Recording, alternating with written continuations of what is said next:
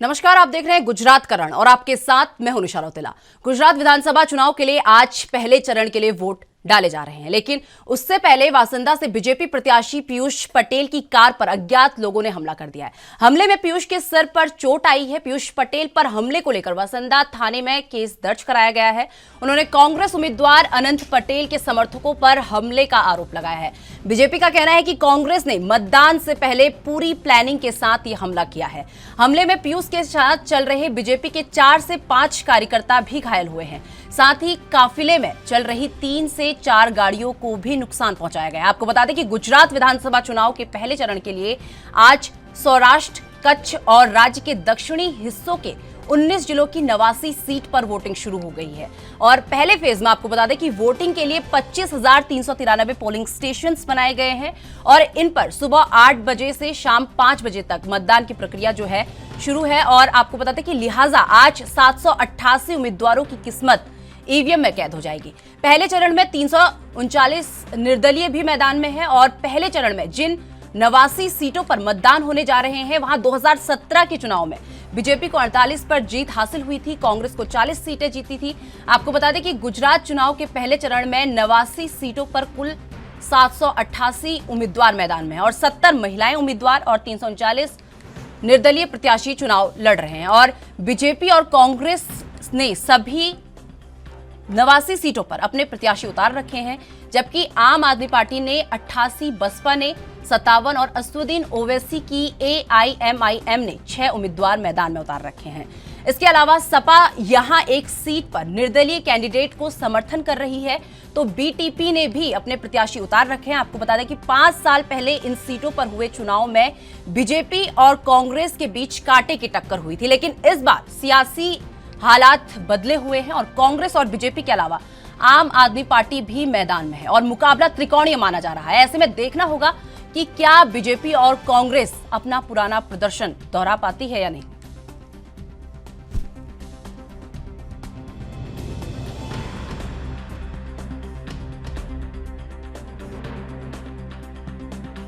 मैं सभी युवा मतदाताओं से मतदान करने की पुरजोर अपील करता हूं। वोट के लिए बटन भी उसी तरह से दबाएं, उतने ही शौक से दबाएं, उतनी ही प्रसन्नता से दबाएं, उतने ही इन्वॉल्व होकर दबाएं जैसे कि दोस्तों से बात करते समय, फ़ोन पर, सोशल मीडिया पे बात करते समय वो फ़ोन पर बटन दबाते हैं। युवा मतदाताओं को मोटिवेट और इंस्पायर करने के लिए पहली बार 33 मतदान केंद्रों का प्रबंधन पूरी तरह से युवा मतदान दलों के द्वारा किया जाएगा। ये वो कर्मी हैं जो अभी रिसेंटली अपॉइंट हुए हैं और 33 बूथ पर आपका स्वागत करेंगे और आपसे मतदान करेंगे। I also appeal to all the citizens of Gujarat to come forward and defeat urban apathy in all its forms. In recently held polling in Himachal, voting percentage has set a record of 75% voting. It is over to Gujarat now. अब गुजरात की बारी है कि लोकतंत्र के पर्व में हिमाचल की तरह अधिक से अधिक भाग लेकर मतदान में नया कीर्तिमान स्थापित करें।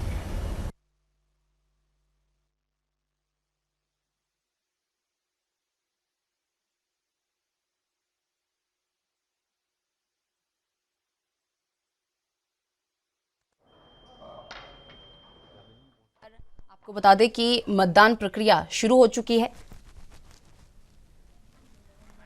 ये लाइव तस्वीरें एनबी न्यूज़ आपको दिखा रहा है, जहां पर आप देख सकते हैं कि मतदान प्रक्रिया जो है शुरू हो चुकी है और गुजरात विधानसभा चुनाव के लिए आज पहले चरण के लिए वोट डाले जाने हैं और इसके लिए प्रक्रिया शुरू हो चुकी है। लेकिन उससे पहले आपको बता दें कि बीजेपी प्रत्याशी पीयूष पटेल की कार पर अज्ञात लोगों ने हमला कर दिया है और हमले में पीयूष पटेल के सिर पर चोट आई है। ये नई ताजा अपडेट सामने आई है। तस्वीर आप देख सकते हैं कि जहां पर लोग अपने मत का प्रयोग कर रहे हैं। तस्वीर आप देख सकते हैं, एनबी न्यूज़ आपको दिखा रहा है। सुरक्षा के पुख्ता इंतजाम यहाँ पर किए गए हैं।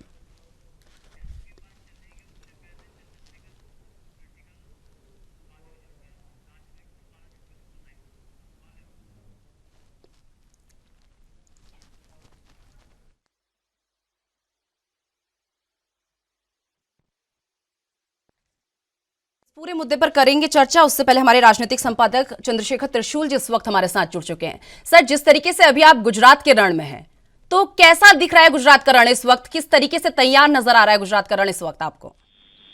देखिए निशा, मैं सबसे पहले आपको बता दूं कि आज पहले फेज की वोटिंग गुजरात में हो रही है और दरअसल गुजरात की सियासी फिजाओं में एक बात कही जाती है कि जिसने सौराष्ट्र को जीत लिया उसने गुजरात को जीत लिया। और दरअसल पहले फेज की वोटिंग में जो सौराष्ट्र है वहां पर जो वोटिंग हो रही है, निश्चित रूप से यहाँ पर जो मोरबी, कच्छ, राजकोट, पोरबंदर, जूनागढ़, ये तमाम सीटें ऐसी हैं जहां से कहीं ना कहीं गुजरात की राजनीति पूरी तरह जो गांधीनगर तक राजनीति परिपक्व होती है, वो सौराष्ट्र का बड़ा उसमें योगदान रहता है। तो आज जो सौराष्ट्र में वोटिंग हो रही है, निश्चित रूप से ये दोनों ही दलों के लिए, खासतौर से बीजेपी और कांग्रेस, और उसके बाद कहीं ना कहीं आम आदमी पार्टी जो लगातार दावा कर रही है कि हम यहाँ पर जीत रहे हैं, सबके लिए ये चुनौती का विषय है। अब ऐसे में ये देखना होगा कि क्या वाकई में सौराष्ट्र को कौन जीतने वाला है, क्योंकि पिछले अगर हम 2017 के चुनावों की बात करें तो यहाँ पर जो पाटीदार आंदोलन था और जो ओबीसी आंदोलन था, दलित आंदोलन था, उसके चलते बीजेपी ने सौराष्ट्र में बहुत बड़ा नुकसान बीजेपी को हुआ था। और आपको बता दें कि जो कच्छ है, सुरेंद्रनगर है, मोरबी है, राजकोट है, जामनगर है, द्वारका है, पोरबंदर है, जूनागढ़, गिर सोमनाथ जहाँ से बीजेपी ने यात्रा निकाली 1990 में, रथ यात्रा। लेकिन अगर तमाम आंकड़ों को देखें, जब से गुजरात अलग हुआ महाराष्ट्र से, मुंबई प्रोविंस से 1962 से, तब से देखेंगे आप तो सोमनाथ एक हमेशा कांग्रेस के लिए कौतूहल का विषय रहा कि वहाँ कांग्रेस जीतती रही। अब पिछले जो 2017 के चुनाव थी, आप देखेंगे 5 सीटें पूरी कांग्रेस ने जीती। तो कहीं ना कहीं सोमनाथ एक कौतूहल का विषय है बीजेपी के लिए। अमरेली है, भावनगर, बोटाद, नर्मदा, भरूच, सूरत, ये तमाम हिस्से वो है। सूरत में AIMM उतरी है मैदान में। आम आदमी पार्टी को यहाँ पे काफी आशा है। तापी है, डांग है, नवसारी, वलसाड़, ये तमाम जिले सौराष्ट्र के हैं जहाँ पर सौराष्ट्र की 48 सीटों पर आज मतदान हो रहा है, कच्छ की 6 सीटों पर मतदान हो रहा है और दक्षिण गुजरात की 35 सीटों पर आज मतदान हो रहा है। टोटल अगर आप कुल प्रत्याशी देखेंगे तो 188 प्रत्याशी यहाँ मैदान में हैं। और जो मुख्य सीटें हैं जो चर्चा में है, आप भावनगर पश्चिम की सीट देखेंगे तो वहाँ जीतू वाघानी मैदान में है, भाजपा सरकार में शिक्षा मंत्री हैं। और कहीं ना कहीं कांग्रेस और आम आदमी पार्टी वहां पर पूरा जोर लगा रही है कैसे वहां पर बीजेपी को कहीं ना कहीं चुनौती दी जाए। लेकिन बीजेपी को वहां चुनौती देना बहुत मुश्किल है। पिछली बार जीतू वाघानी 27,000 वोटों से जीते थे। अभी राजू सोलंकी वहां पर जो आम आदमी पार्टी के उम्मीदवार हैं, वो आम आदमी पार्टी के पोस्टर बॉय भी है। ऐसे ही और भी सीटें हैं, कुटियाना है, कुटियाना सीट आप पोरबंदर में कभी 1980 और 90 के दशक में संतोष बहन जाडेजा, जो कि गॉड मदर कहा गया जिनको, उनका वो 1990 में चुनाव जीती। अब उनके बेटे लगातार 2 बार से एनसीपी से चुनाव जीत रहे थे और एनसीपी इस बार उन्होंने छोड़ दी है क्योंकि एनसीपी बीजेपी को वोट किया था राज्यसभा में। तो वहां पर एनसीपी जब बिछड़ गई तो अब समाजवादी पार्टी से वो चुनाव लड़ रहे हैं और वो चुनाव जीतते हैं, ऐसा कहना है, क्योंकि वहां पर ये नाम गूंजता है कि उनका नाम ही काफी है। तो कांडल जडेजा मैदान में है, तो निश्चित रूप से अगर वो चुनाव जीतते हैं तो इस बार साइकिल भी चल जाएगी गुजरात के चुनावों में, क्योंकि वो सभा से चुनाव मैदान में। पोरबंदर है, बहुत सारी सीटें ऐसी हैं। निशा, त्रिशूल जी, बात कर ली जाए 27 साल का बीजेपी का शासन, मोदी और शाह की लोकप्रियता, बीजेपी का गढ़, पूरी प्रतिष्ठा बीजेपी की दांव पर लगी हुई है। सर देखिए, निश्चित रूप से हम जब 27 साल के सफर को देखते हैं और कई में जैसे भावनगर ग्रामीण में हम चुनाव का जब कवरेज कर रहे थे तो निशा हमने ये देखा कि वहाँ 35 साल से बीजेपी जीत रही। 35 साल से बीजेपी का जीतना, आप समझिए कि एंटी इनकम्बेंसी। अगर लोगों से पूछते हैं कि ये सड़क खुदी हुई है, हमने पूछा कि सड़क खुदी है, सड़क बनी नहीं है, नहीं लगता आपको कि सड़क बनी होनी चाहिए, नई सड़क होनी चाहिए थी 35 साल में? तो वो उसका जो जवाब था, उसने कहा कि उस व्यक्ति ने कहा कि सड़क भले खुदी है लेकिन इसके नीचे की जमीन हमारी रहने वाली है देश की रहने वाली है। तो एक जो राष्ट्रवाद है उसका बड़ा, जो बीजेपी के पास आप कह लीजिए हथियार है, या बीजेपी के पास बड़ा प्यारा राष्ट्रवाद का है। सांस्कृतिक विस्तारवाद को आप गुजरात में देखेंगे तो यहाँ पर कहीं न कहीं स्वामीनारायण संप्रदाय या जो गुजरात के लोकरंग हैं उसमें बीजेपी इस कदर रद्द बन गई है कि पुरुषोत्तम सोलंकी बीमार हैं और बहुत ज्यादा एक्टिव होकर काम नहीं कर सकते, लेकिन 35 साल 27 साल से उनका जीतना, और आज बीजेपी ने फिर उनको टिकट दिया है।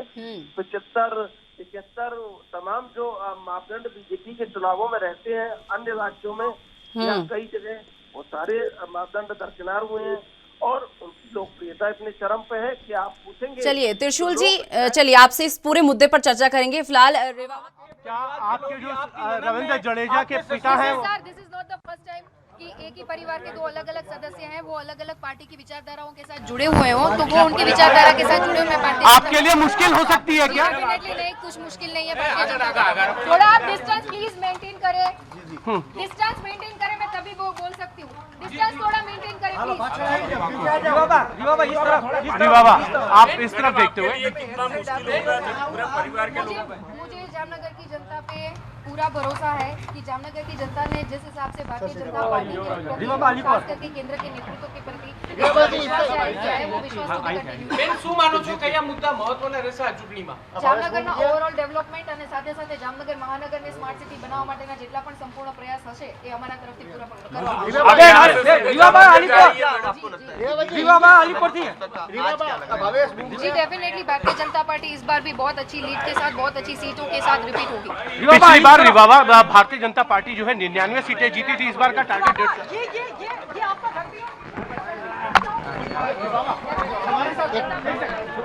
150। तो चलिए, लगातार हमारे साथ हमारे राजनीतिक संपादक चंद्रशेखर त्रिशूल जी हमारे साथ जुड़े हुए हैं। सर, अभी थोड़ी देर पहले प्रतिक्रिया हमने रेवावा जडेजा की सुनी, जहां पर उन्होंने कहा कि दूर दूर तक कोई नहीं है, बीजेपी को कुछ मुश्किल यहां पर नहीं होने वाली है।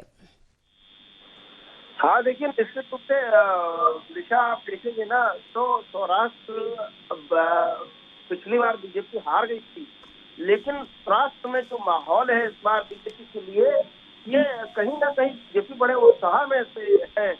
मोरबी जहाँ बड़ा हादसा हुआ वहाँ पर जो इस बार उम्मीदवार मैदान में है कांतिलाल नवरतिया, वो आप उनकी रैलियों में, उनकी जो सभाओं में भीड़ जो हमने देखी, वो कहीं ना कहीं कौतूहल का विषय है कि भाई इतना बड़ा हादसा हुआ और मोरबी हॉट सीट है, उसके बावजूद भी बीजेपी के पंडाल में जो भीड़ है, बीजेपी की रैलियों में जो भीड़ है, वो कहीं ना कहीं सोच का विषय है, चिंता का विषय है विपक्ष के लिए, आम आदमी पार्टी के लिए, कांग्रेस के लिए, कि इतने बड़े हादसे के बाद भी बीजेपी के प्रति जिस तरह की एक सहानुभूति है, तो इस 27 साल के गढ़ को तोड़ पाना ये बहुत बड़ी चुनौती कहीं ना कहीं, और इस चुनौती का सामना कैसे करेंगे? आम आदमी पार्टी लगातार दावा कर रही है कि हम गुजरात को जीत रहे हैं।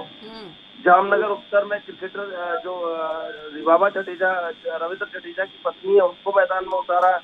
आप समझिए कि बीजेपी ने एक प्रयोगबाज को कहीं ना कहीं चुनाव में पूरी तरीके से फलीभूत किया है, और कहीं ना कहीं उनकी नजर एक एक सीट पर चौकस है कि कैसे 182 में से कहाँ एक सीट भी ऐसी नहीं हो कि जो कहीं हमसे गलतियों से कहीं हम हार जाएं। वो बीजेपी ने इस बार बहुत चौकस तैयारी की है। एक सबसे बड़ी बात कि आंदोलन इस बार नहीं है, हार्दिक पटेल आंदोलन, पाटीदार आंदोलन का बड़ा चेहरा थे, वो खुद बीजेपी के साथ है, विरमगाम से मैदान में है, तो ऐसे में बीजेपी को जो पिछली बार नुकसान हुआ था, अब कांग्रेस को बड़ी चुनौती मान रहे थे इस बार चुनाव में। चलिए त्रिशूल जी, आम आदमी पार्टी ने मैदान में आके आप समझेंगे कि सारे खेल को बिगाड़ दिया है। आम आदमी जो कांग्रेस का वोट, इलेक्टोरेट वोट जो कांग्रेस का हो रहा था, वो कहीं अगर डाइवर्ट हो रहा है, बीजेपी का कमिटेड वोट हो सकता है कि कुछ परसेंटेज में कम हो, लेकिन कांग्रेस का बड़ा वोट फ्लैक्चुरेट हो रहा था।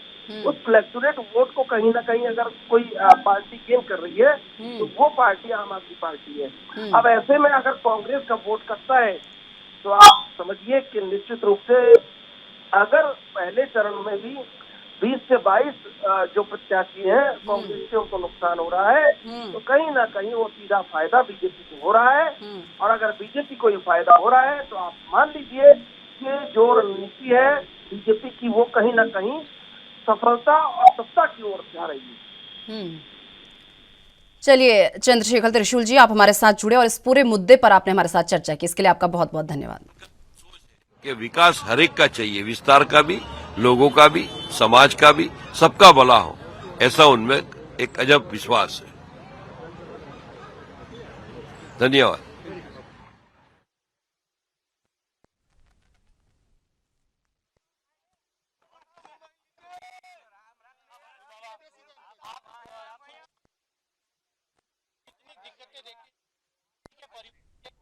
बहुत से लोग आपके खिलाफ हैं, चाहे रविंद्र जडेजा के पिताजी हो या आपकी ननंद हो। This is not the first time कि इंडियन पॉलिटिक्स में एक ही परिवार के अलग अलग सदस्यों ने अलग अलग पार्टी के साथ अपना विचार विमर्श करके वो जुड़ने की जो एक इच्छा व्यक्त की हो, तो वो अपनी तरफ से किसी और पार्टी के साथ जुड़े। मैं भारतीय जनता पार्टी के साथ जुड़ी और मेरे लिए सबसे बहुत बड़ी बात है कि मेरे हस्बैंड मेरे साथ है, तो इस बार मुझे कोई दिक्कत ऐसी सच दिखाई नहीं दे रही है। मैडम, जामनगर हो या राजकोट हो, किस तरह की बूथ मैनेजमेंट की गई है पार्टी की तरफ से ताकि ज्यादा से ज्यादा लोग वोट के लिए? जी, भारतीय जनता पार्टी सबसे ज्यादा सदस्य वाली सभ्य वाली पार्टी है और जैसे ही मैं भारतीय जनता पार्टी के रूप में मुझे एक प्रत्याशी के रूप में चुना गया भारतीय जनता पार्टी की तरफ से, तब से लेके अभी तक आज तक एक जो पूरा एक संगठन का जो माहौल रहता है कि छोटी सी चीज़ें माइन्यूट जो मैक्रो मैनेजमेंट होता है उस हिसाब से पूरा जो इलेक्शन का पोर्टफोलियो रेडी करके लोगों के बीच में जाना, ग्रुप मीटिंग करना, बूथ तक लोग अपनी तरफ से अवेयर होके मतदान मथक तक पहुंचे, ये सारी चीज़ें भारतीय जनता पार्टी के माध्यम से बहुत ही अच्छी तरह से मैनेज की जाती है। लेकिन बहुत सी ऐसी सीटें हैं जहां पर भारतीय जनता पार्टी के कई वरिष्ठ नेताओं की सीट काट दी गई। विजय रूपाणी उनमें से एक हैं, जहां पर आप मतदाता है, क्या आपको लगता है कि इस तरीके से बहुत से लोगों को कैंडिडेट बेस्ड पार्टी है, सेंट्रल नेतृत्व से सेंट्रल नेतृत्व के माध्यम से जो उम्मीदवार के प्रत्याशी के रूप में चुना जाता है, पूरी पार्टी पूरे कार्यकर्ता भाई बहन उसका सहर्ष स्वीकार करते हैं। और जो हमारे वरिष्ठ नेता है, भारतीय जनता पार्टी एक अनुभव के साथ और युवा पीढ़ियों को तैयार करने के माध्यम, ये दोनों एक जो पिलर्स हैं उनको रेडी करने में मानने वाली पार्टी है। तो एक तरफ है तो वो जो जितने भी वरिष्ठ नेता हैं उनका अनुभव और साथ ही साथ युवा पीढ़ी को आगे लेके चलना, ये भारतीय जनता पार्टी की एक अलग अपनी तौर की एक जो मेथड है जिससे देश के भविष्य के लिए देश के राजनीतिक भविष्य के लिए भी बहुत ही ज्यादा बेनिफिशियल है। सीटें आप देखती हैं भारतीय जनता पार्टी जीतेगी? और भी चुनौतियां हैं जो आपके चुनाव में बीच में आ सकती? नहीं, मैंने ये बात का पूरा अभी बोला कि मुझे जामनगर की जनता में पूरा विश्वास है और भारतीय जनता पार्टी के प्रति लोगों का जो एक विश्वास और विकास यात्रा का जो विश्वास रहा है और खास करके केंद्र का जो नेतृत्व है, हमारे माननीय प्रधानमंत्री नरेंद्र मोदी जी के प्रति लोगों का एक विश्वास है, तो वो इस बार भी टू बी कंटिन्यू होने वाला है। क्योंकि पिछली बार भारतीय जनता पार्टी सैकड़े नहीं कर पाई थी पूरा। हम 2/3 सीटों के साथ आगे बढ़ेंगे, 150 प्लस सीटों का जो टारगेट है वो डेफिनेटली अचीव होगा। रविंद्र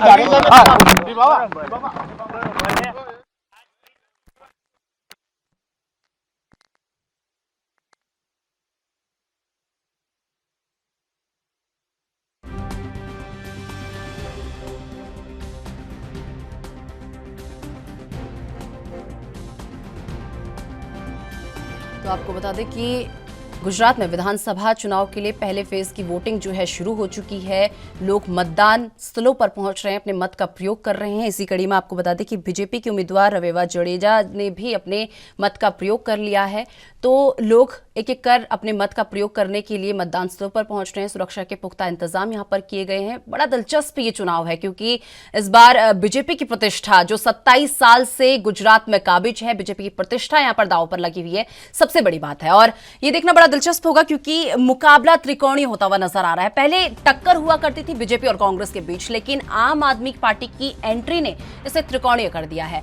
तो मुकाबला त्रिकोणीय होने वाला है। देखना दिलचस्प होगा कि बीजेपी किस तरीके से अपनी प्रतिष्ठा यहां पर बचा सकती है, क्योंकि दांव पर यहां पर प्रतिष्ठा लगी है। 27 साल का शासन बीजेपी का गढ़ और मोदी और शाह की लोकप्रियता बहुत बड़ी बात है। तो आपको बता दें कि लगातार सुबह से ही मतदान प्रक्रिया शुरू हो चुकी है। सुबह 8 बजे से आपको बता दें शाम 5 बजे तक मतदान होगा। पहले फेज का ये मतदान है और दूसरे फेज का मतदान आपको बता दें कि 5 दिसंबर को होगा, जिसके रिजल्ट्स 8 दिसंबर को अनाउंस किए जाएंगे।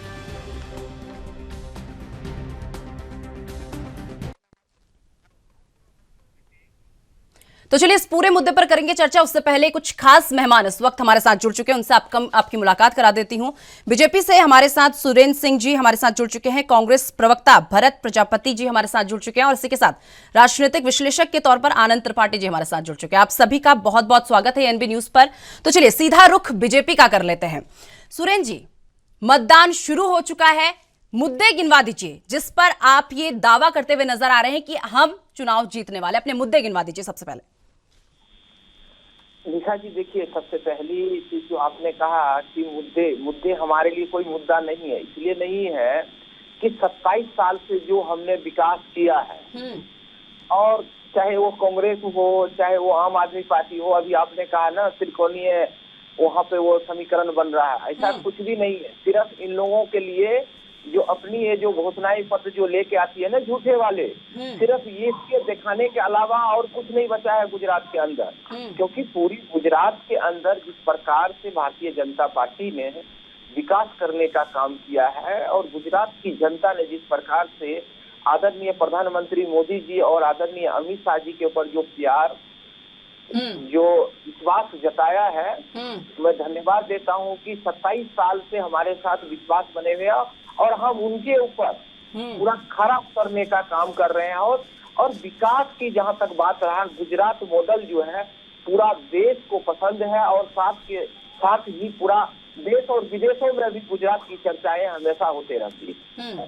तो इससे जो है गिनती कराने की हमारे लिए जरूरत नहीं है, क्योंकि हम तो पहले से विकास करते आए हैं। आपको याद होगा जब 2001 की बात हो, किस प्रकार से वहां पर बुंदेलखंड के लिए हमारे प्रधानमंत्री जी के ऊपर कोसा जाता था कि वहां पे दंगा करा दिया गया, पता नहीं क्या क्या आरोप लगते थे। लेकिन गुजरात की जनता को धन्यवाद देता हूं कि आदरणीय प्रधानमंत्री मोदी जी के ऊपर विश्वास जताते हुए जिस प्रकार से प्यार दिए और उससे आदरणीय प्रधानमंत्री मोदी जी खरा उतर के और गुजरात का विकास करने का काम किया है। जी चलिए, कांग्रेस से भी प्रवक्ता भरत प्रजापति जी हमारे साथ इस वक्त जुड़ चुके हैं। भरत जी, आप भी अपने मुद्दे गिनवा दीजिए, क्योंकि 27 साल से बीजेपी का शासन है और आप भी जीत का दावा करते हुए नजर आ रहे हैं। पहले अपने मुद्दे गिनवा दीजिए कि किन मुद्दों पर आप ये दावा करते हुए नजर आ रहे हैं कि हम गुजरात में आने वाले हैं। नमस्ते निशा जी और हमारे सभी को नमस्ते।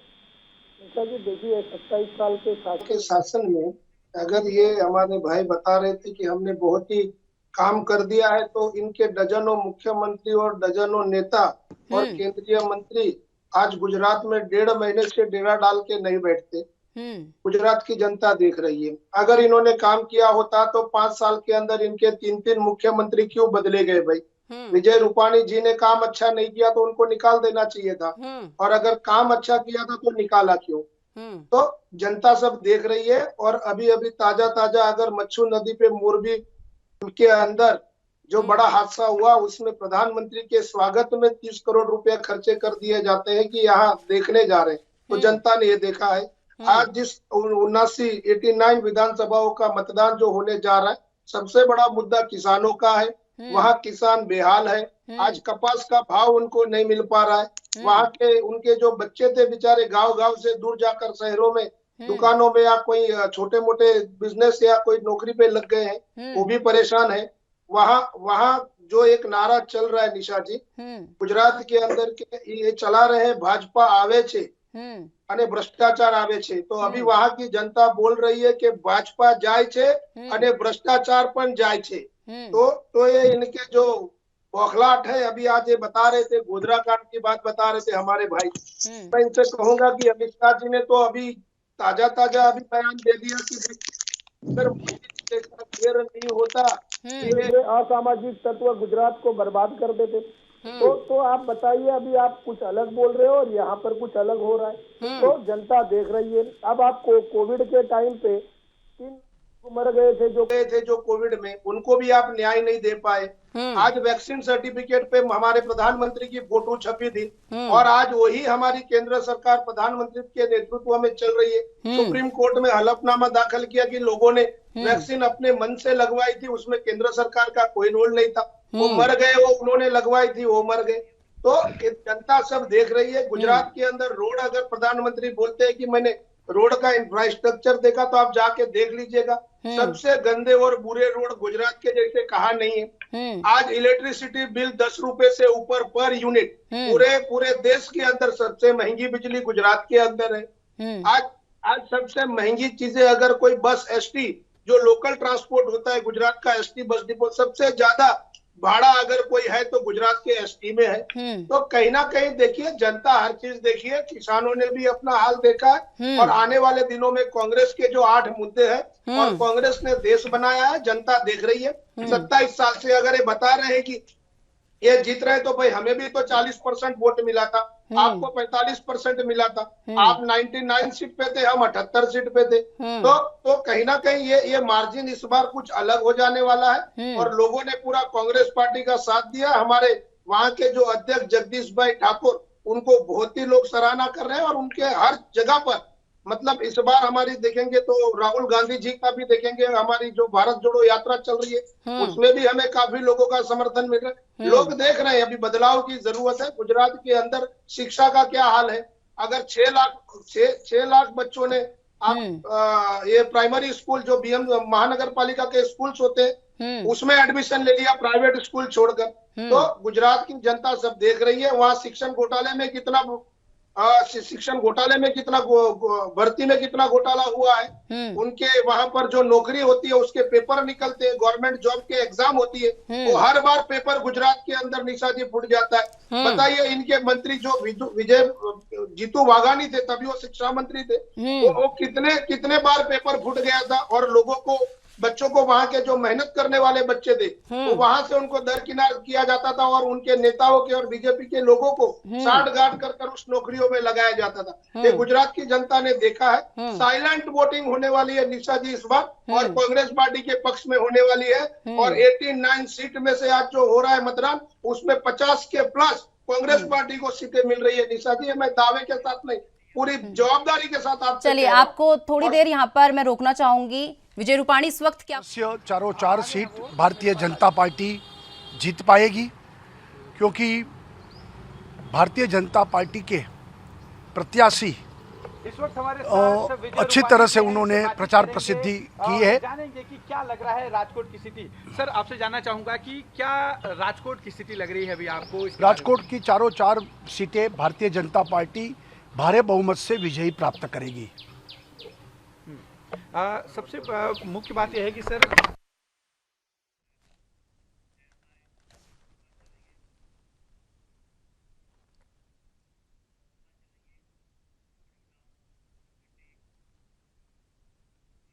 तो चलिए, लगातार हमारे सभी मेहमान हमारे साथ बने हुए हैं। भरत जी, आपके जितने भी प्रश्न अभी आपने रखे, बीजेपी से इनका उत्तर मैं लूंगी, लेकिन उससे पहले सीधा रुख कर लेती हूँ। राजनीतिक विश्लेषक आनंद त्रिपाठी जी इस वक्त हमारे साथ जुड़ चुके हैं।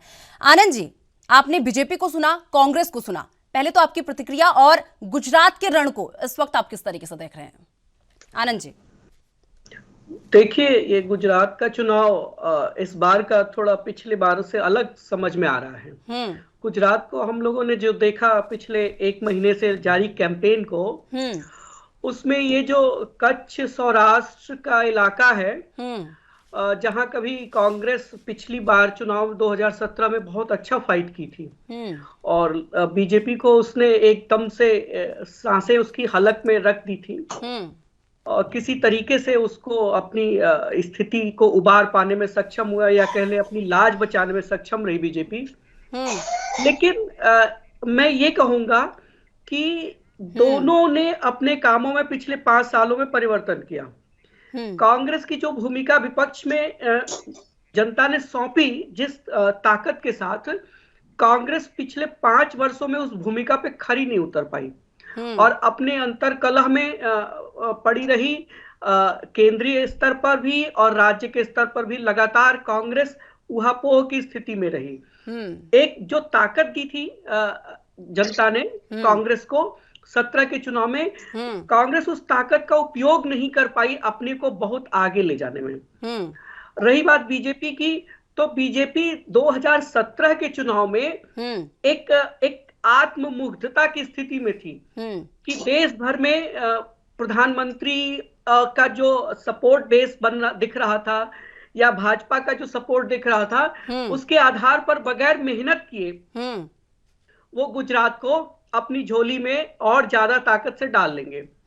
लेकिन ये धारणा बीजेपी की टूटी 2017 में, और इस चुनाव में बीजेपी ने जितनी मेहनत की जा सकती है उससे कहीं ज्यादा मेहनत की है। और इसका मुझे ऐसा लग रहा है कि गुजरात के हर क्षेत्र में उसका फायदा मिलता हुआ दिख रहा है। एक बात, बीजेपी के अपने संगठन की मेहनत से सरकार के कामों का बहुत कोई बड़ा अंतर नहीं देखने को मिला है। जो 2012 से जो 2017 की सरकार थी, वो 2017 से 2022 में सरकार के कामों में बहुत बड़ा अंतर देखने को मिला हो ऐसा नहीं है। लेकिन भाजपा ने संगठन के स्तर पर बहुत मेहनत की है और उसने जनता में ये मैसेज देने की कोशिश की कि भाजपा जो 2012 से 17 की थी वो बदल गई है, वो सारी जो कमियां थी वो दुरुस्त कर ली गई है। ये एक बड़ा मैसेज भाजपा देने में सक्षम हो गई और उसका परिणाम है कि जो सौराष्ट्र उसकी दुखती रग बना था 2017 में, वो जहां तक उम्मीद है, जितनी रिपोर्ट्स आ रही हैं, जो लोग काम कर रहे हैं, राजनीतिक दलों के नहीं, जो अन्य लोग हैं, पर्यवेक्षक के तौर पर काम देख रहे हैं, पत्रकार हैं, विश्लेषक हैं, और वहां के लोगों से बात करने पे ऐसा पता चल रहा है। आप देखिए उसके कई रास्ते हैं, जैसे मोरबी में है एक बड़ा हादसा हुआ, कांग्रेस पार्टी और आम आदमी पार्टी उसको मुद्दे के तौर पर स्थापित करने में विफल रहे। मोरबी जैसी जहां ये हादसा हुआ, वहां भी भाजपा के लोगों में बड़ा उत्साह देखा जा रहा है, कार्यकर्ताओं में बहुत उत्साह देखा जा रहा है, और कोई ऐसी नाराजगी नहीं नजर आ रही है कि ये सरकार की फेलियरिटी की वजह है। लोग जो कांग्रेस को या आम आदमी पार्टी को एस्टैब्लिश करना चाहिए था कि इस हादसे की जिम्मेदारी भाजपा की है, वो ये करने में असफल हो रहे हैं, ऐसा देखने में आ रहा है। अब चुनाव परिणाम क्या होगा वो एक अलग बात होगी, वो 8 तारीख को पता चलेगा, लेकिन अब तक की स्थिति यही दिख रही है। और एक जो मेरा एक और आकलन है कि जो भाजपा को जो नए वोटर आए हैं उनमें भी उनका वोट बेस दिख रहा है। जितने भी नए युवा मतदाताओं से बात हुई, जो कॉलेज गोइंग स्टूडेंट्स हैं, वो सब ये कह रहे हैं कि उनकी पहली पसंद भाजपा है। तो ये जो चीजें हैं, दूसरी पसंद पर वो कभी आम आदमी पार्टी को या कभी कांग्रेस को रख रहे हैं, लेकिन ज्यादातर लोग ऐसे कह रहे हैं। तो ये जो भाव दिख रहा है, इससे ये साबित हो रहा है कि बीजेपी का जो संगठन है उसने बहुत ज्यादा मेहनत की। सरकार से ज्यादा बड़ा काम वहां बीजेपी का संगठन कर रहा है, चाहे वो राष्ट्रीय स्तर से लोग जा रहे हो, चाहे वहां क्षेत्रीय स्तर पे। अब आप देखिए जो पन्ना कमेटियां बनी, तो उससे उनका ये प्रयास है कि वो हर एक वोटर तक व्यक्तिगत तौर पर पहुंच पाए, क्योंकि ऐसा वो इसलिए करने में सक्षम हो रहे हैं क्योंकि उनके पास कार्यकर्ताओं का एक बहुत बड़ा समूह है, हुजूम है। आम आदमी पार्टी यहाँ बहुत बुरी तरीके से मात खा रही है इसी में, क्योंकि उसके पास राष्ट्रीय स्तर पर तो एक चेहरा है, लेकिन कोई कार्यकर्ताओं का बहुत बड़ा बेस हो गुजरात में हर क्षेत्र में, ऐसा नहीं है। और कांग्रेस पार्टी भी यहाँ यही उसकी समस्या हो रही है कि उसको हर क्षेत्र में जितने कार्यकर्ताओं की आवश्यकता है, संगठन की जिस मजबूती की आवश्यकता है, वो नहीं दिखा पाई। चलिए आनंद जी आपके पास वापस मैं आऊंगी। चलिए आनंद जी आपके पास वापस मैं आऊंगी। बीजेपी पर तमाम तरीके के आरोप लगे हुए हैं, एक बार उनसे भी जान लेते हैं। तो सुरेंद्र जी, जिस तरीके से कांग्रेस को आपने सुना, तमाम तरीके के सवाल आपके सामने खड़े कर दिए, चाहे वो कपास का मुद्दा हो, किसानों का मुद्दा हो, चाहे पेपरों को लेकर मुद्दा हो, तमाम तरीके के जो है सवाल आप पर खड़े कर दिए। पहले तो कांग्रेस को सेटिस्फाइड आप कर दीजिए, संतुष्ट कर दीजिए कांग्रेस को अपने प्रश्नों के उत्तर से, और ये भी बता दीजिए कि आप कांग्रेस को कहाँ स्टैंड होता हुआ देख रहे हैं। देखिए, जहाँ तक गुजरात की बात है और हमारे अभी कांग्रेस के मित्र ने कहा, ये आरोप मैंने आपको कहा ना, इनकी सिर्फ घोषणाएं जो पत्र है ना, सिर्फ 27 साल से वही काम करते आए हैं और आगे भी अभी वर्षों वर्षों तक सिर्फ घोषणा ही पत्र जारी करते रहेंगे। जमीनी स्तर पे जो है काम करने का काम कांग्रेस में कहीं है नहीं। आप देखिए अभी भारत जोड़ो यात्रा निकाले हैं, आपको लग रहा है कहीं से भी भारत जोड़ो यात्रा है? जहां पे चुनाव है, जहां पे लोगों की समस्या सुननी चाहिए, वहां से वो गुजर ही नहीं रहे हैं। वो तो सिर्फ कांग्रेस छोड़ो यात्रा में लगे हुए हैं। आज आप देखिए तमाम ऐसे बड़े नेता है जो कांग्रेस छोड़ के भारतीय जनता पार्टी को ज्वाइन कर लिया है। एक बात आप देखिए 2017 की अगर मैं बात करूं तो हमारे पास जो है 99 सीट आए और हमेशा से हमारे आदरणीय गृह मंत्री जी हमेशा बोलते हैं कि हमको 51% की लड़ाई लड़नी है हर जगह पे, और उस पे हम काम भी करते हैं। हमारे पन्ना प्रमुख से लेके बूथ स्तर तक या आप कहिए मंडल स्तर तक जो है हम जमीनी स्तर पे जाके काम करने का काम करते हैं, लोगों की समस्या सुनने का काम करते हैं और उनके ऊपर हम काम में लग जाते हैं। लेकिन जो हमारे कांग्रेस के मित्र हो चाहे आम आदमी के हो, ये तमाम जो दल है इनका एक ही काम है, सिर्फ काम नहीं करना, सिर्फ परिवारवाद में उलझ के रहना और सिर्फ इधर उधर की बात करने का काम करते हैं।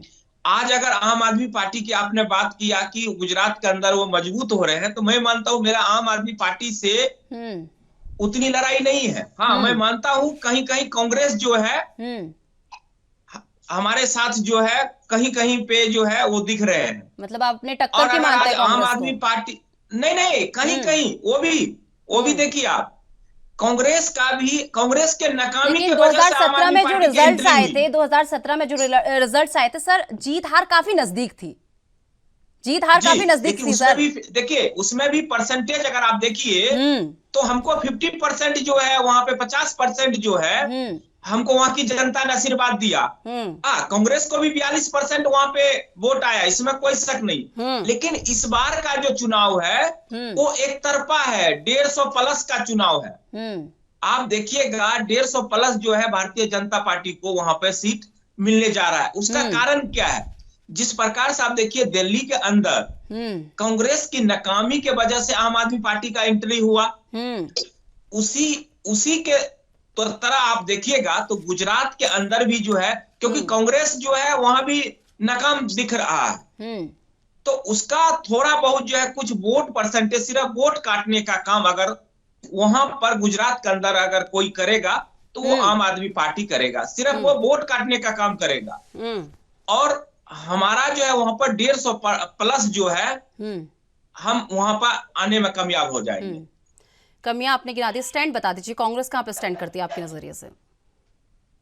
देखिए कांग्रेस, मैंने आपको कहा ना, कांग्रेस तो वहां पर सिर्फ वोट काटने का काम करेगा, बाकी 150 प्लस जो है भारतीय जनता पार्टी वहां पर जीतने का काम करेगा। अच्छा। क्योंकि हम विकास का काम करते हैं, हम विकास की बात करते हैं, हमारा धर्म ही विकास है, भारतीय जनता पार्टी का धर्म ही विकास है। जिस प्रकार से 2014 से लेके लोकसभा 2019 में आप देख लीजिए 26 के 26 सीट हमने जीतने का काम किया, वहां पर कहीं पे कांग्रेस नजर नहीं आया आपको।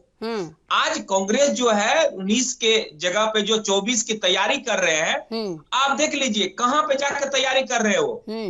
कन्याकुमारी से शुरू किए यात्रा और जहां अभी विधानसभा चुनाव है वहां भी जाना चाहिए।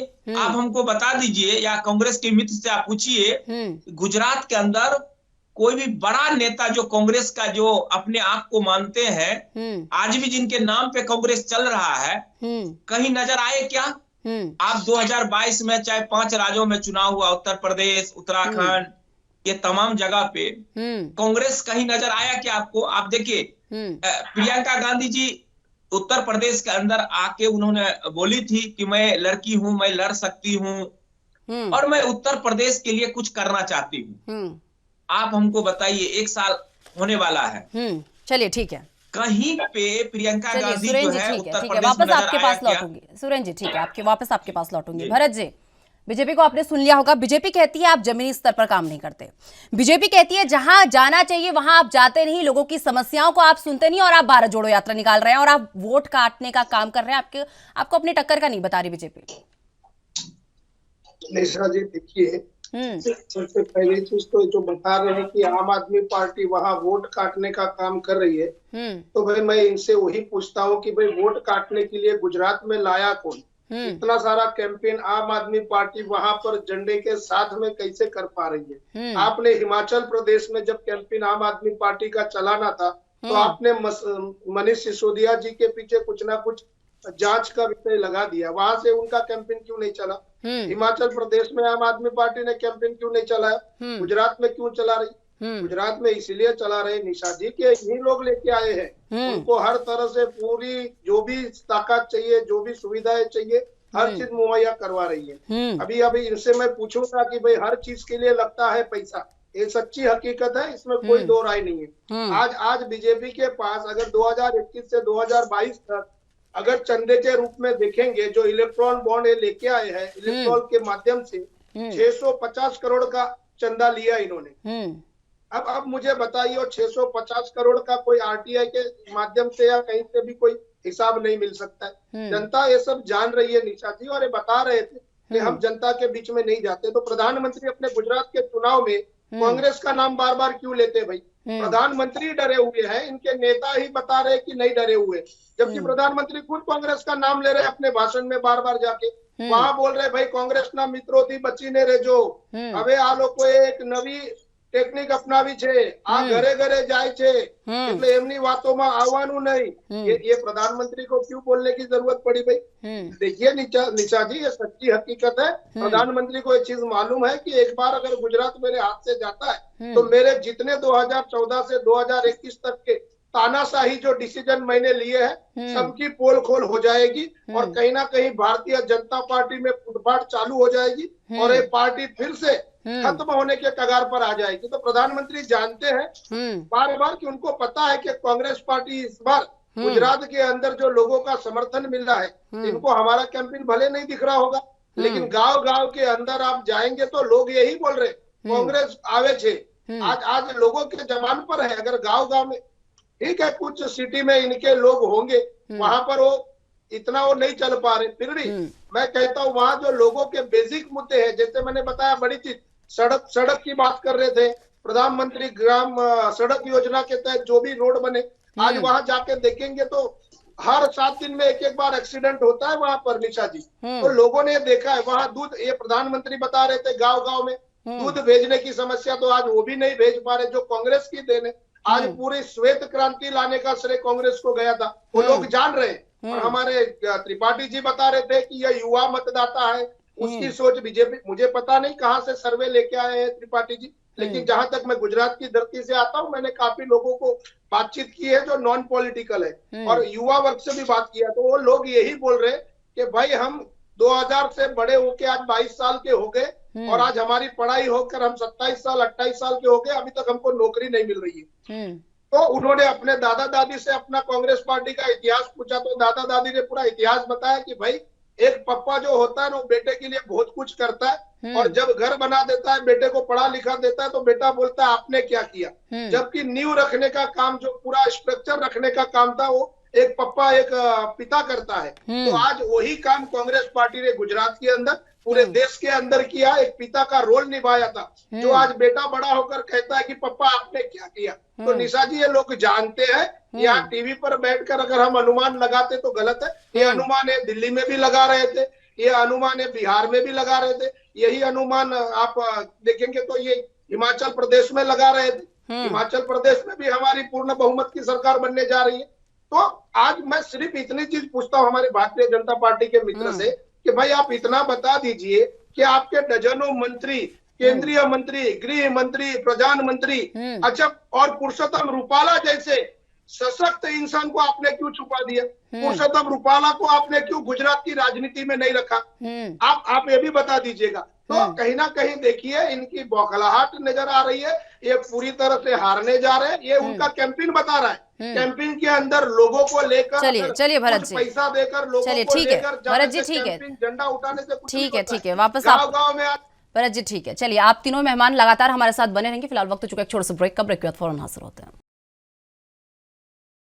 तो चलिए ब्रेक के बाद एक बार फिर से आपका स्वागत है। तो आपको बता दें कि गुजरात विधानसभा चुनाव के लिए मतदान प्रक्रिया जारी है और लगातार आपको बता दें सुबह 8 बजे से मतदान प्रक्रिया जारी है और शाम 5 बजे तक ये पूरी मतदान प्रक्रिया चलेगी। और इसी के साथ आपको बता दें कि 182 सीटें, विधानसभा की 182 सीटें गुजरात में हैं और इस बार मुकाबला जो है त्रिकोणीय नजर आ रहा है। आम आदमी पार्टी की एंट्री यहां पर हो चुकी है और इसी के साथ लगातार हमारे मेहमान जो है हमारे साथ जुड़े हुए हैं।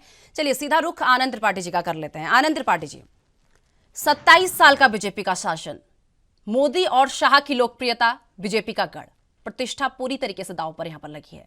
सर, पहले तो आप इस विषय पर क्या सोचते हैं और कांग्रेस ने आपके सर्वे पर भी सवाल खड़ा किया है, उस पर आप क्या कहेंगे?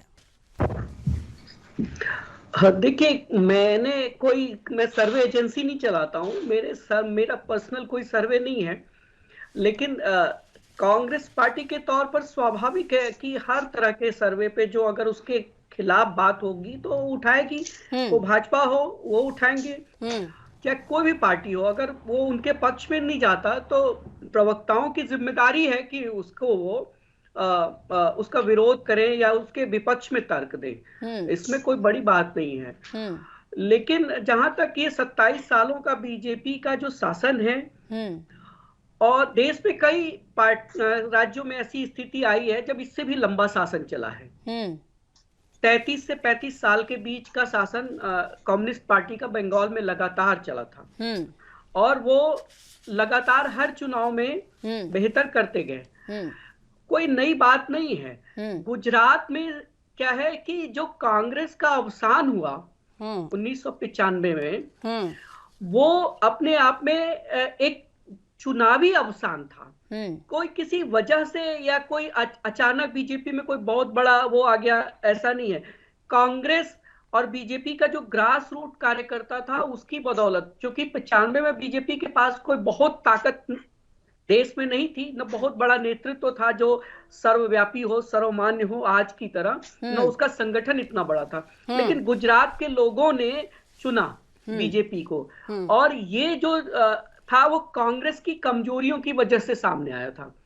बीजेपी ने, जैसे मैंने पहले कहा, कि लगातार उस कार्यकर्ताओं के बेस को मजबूत करती गई और जो लोकल मुद्दे थे, जैसे कि मोदी जी जब वहां मुख्यमंत्री बने तो उन्होंने कच्छ के उस क्षेत्र पर बहुत ध्यान दिया जहां पानी की समस्या थी, खारे पानी की समस्या थी, किसानों की समस्याएं थी और नर्मदा परियोजना जो कांग्रेस के समय में बहुत दिनों से खिंच रही थी, पूरी होकर के दे नहीं रही थी, लगातार उसमें लोग रोड़े अटका रहे थे, उसको बहुत ही तत्परता से पूरा करवाया, जिससे पानी की एक बहुत बड़ी गुजरात की समस्या का बहुत बड़े हिस्से में समाधान हुआ।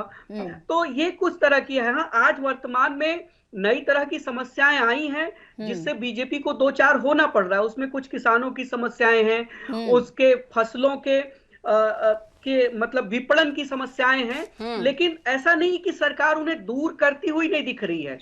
ठीक है कि वो उसमें अभी पूरी तरह से सफल नहीं हुई, लेकिन लोग ये मान रहे हैं कि सरकार उनके लिए इन मामलों में काम करती हुई नजर आ रही है।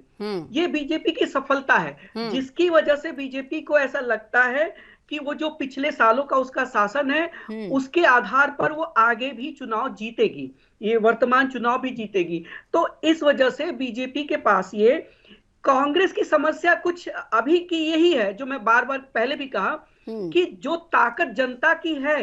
देखिए, गुजरात में अगर बीजेपी 27 सालों से जीत रही है तो वोट बेस जो कांग्रेस का है उसमें कोई बहुत बड़ी कमी नहीं आई है। 35%, 36%, 38%, 40% वोट कांग्रेस को मिलते रहे हैं, लेकिन कांग्रेस इस वोट की ताकत को उस तरीके से चुनौती बना करके बीजेपी के पास सामने पेश नहीं कर पाई। बीजेपी भी लगातार 48%, 47%, 50% की वोटिंग लेती रही। तो ये एक जैसे कांग्रेस संतुष्ट नजर आई है। चलिए ठीक है त्रिपाठी जी, ठीक है, वोट पा गए। चलिए ठीक है। सुरेंद्र सिंह जी, चाहे आप माने ना माने, लेकिन आप बेरोजगारी के, महंगाई के मुद्दे पर घिरते हुए नजर आ रहे हैं, क्योंकि तस्वीरें कुछ सामने आ रही है जहां पर लोग वोटिंग करने जा रहे हैं और साइकिल के पीछे गैस सिलेंडर जो है लेके जा रहे हैं। कहीं ना कहीं अगर आप माने ना माने, लेकिन महंगाई के मुद्दे पर आप घिरते हुए नजर आ रहे हैं। वहीं बात अगर आम आदमी पार्टी की कर ले, क्योंकि उसकी चर्चा नहीं हुई है, तो केजरीवाल कहते हैं कि डबल इंजन सरकार की जरूरत क्यों पड़ी। सुन लीजिएगा, उनका कहना है कि एक इंजन खराब हो गया और दूसरा इंजन पुराना हो गया है और अब मार्केट में नया इंजन आ गया है, आम आदमी पार्टी। सुरेंद्र जी। देखिए निशा जी, देखिए आम आदमी पार्टी का जो है, आपने देखा होगा दिल्ली के अंदर जिस प्रकार से सिर्फ झूठ की फैक्ट्री लगा रखे हैं, उसी को वो गुजरात में परोसने का काम करने जा रहा है। लेकिन गुजरात की जनता जो है ना, पूरे देश में फेमस है, बिजनेस के तौर पे या तमाम चीजों के लिए जाने जाते हैं। तो गुजरात की जनता को जो है धोखा देने का काम जो है केजरीवाल वहां करने गए हैं, लेकिन वहां की जनता उनको एक्सेप्ट करने वाले नहीं है। उनको तो समझ लीजिए दिल्ली की तरह जो है। हाँ, मानता हूं कि पंजाब में भी अगर आम आदमी पार्टी अगर वहां सरकार में आई है, तो उसका भी एक ही कारण है, कांग्रेस नाकामी।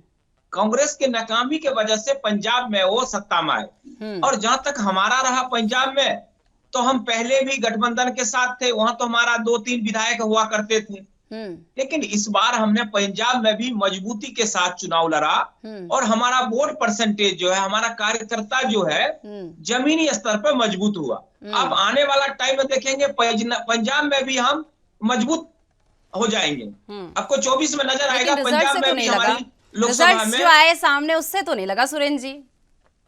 देखिए 5 स्टेट में चुनाव हुआ, 5 में पंजाब 4 की में बात कर रही हूँ सर, मैं पंजाब की बात। मैं पंजाब की तो, लेकिन हमारा कार्यकर्ता हुआ बड़ा, वोट परसेंटेज तो हमारा बड़ा ना। चलिए ठीक है। चलिए सुरेंद्र जी, ठीक है सुरेंद्र जी, समय का अभाव है। कांग्रेस प्रवक्ता भरत प्रजापति जी भी हमारे साथ जुड़े हैं। सर, एक लास्ट सवाल आपसे, 27 साल में ऐसी कौन सी चीज थी जिसने आपको जीत तक पहुंचने के लिए हमेशा रोका है? देखिए निशा जी, जीत तक पहुंचने से रोका या नहीं रोका वो चीज नहीं है, लेकिन पिछले काफी चुनाव का कैंपेन आप देख लीजिएगा तो ये हिंदू मुस्लिम पे ही ये चुनाव लड़ते थे। प्रधानमंत्री भी 2012 का चुनाव ले लो, 2017 का ले लो, तो यही बयान देते थे अपने भाषणों में कि कांग्रेस अहमद पटेल को मुख्यमंत्री बनाने जा रही है। तो इस बार हमारे स्वर्गवासी अहमद पटेल जी नहीं है, तो अब उनके पास ऐसा कोई मुद्दा नहीं था, तो अमित शाह जी ने फिर से वही मुद्दा उठाया। ठीक है 2002 के दंगों में भरत जी, समय का अभाव है। ठीक है भरत जी, ठीक है। चलिए, आप तीनों ही मेहमानों का हमारे साथ जुड़ने के लिए बहुत बहुत धन्यवाद। आप हमारे साथ जुड़े और इस पूरे मुद्दे पर आपने हमारे साथ चर्चा की। तो आज जिस तरीके से गुजरात के पहले फेज का चुनाव जो है आज हो रहा है, उसके बाद 5 दिसंबर को जो है चुनाव होगा और 8 दिसंबर को इसके रिजल्ट्स घोषित हो जाएंगे। तो दिलचस्प बात है कि इस बार बाजी कौन मारता है। फिलहाल मेरे साथ एएनबी न्यूज में बस इतना ही। देश दुनिया की तमाम बड़ी खबरों के लिए देखते रहिए एएनबी न्यूज। नमस्कार।